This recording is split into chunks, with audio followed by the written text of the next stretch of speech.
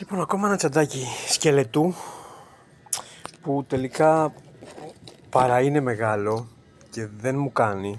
Ήθελα ένα πιο μικρό. Παρ' όλα αυτά έχει πάρα πολύ χώρο για το κινητό. Έχει αυτή τη βλακεία εδώ για να μην το χτυπάει πολύ ο ήλιος. Ναι, εντάξει τώρα.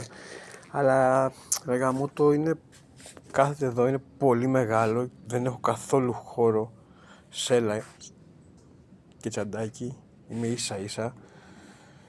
Παρ' όλα αυτά έχω παραγγείλει ένα μικρότερο. Δεν έχει έρθει ακόμα. Εντάξει. Θα δούμε, θα το βάλω ή όχι. Είμαι σε δίλημμα ακόμα. Πάντως έχει πάρα πολύ χώρο.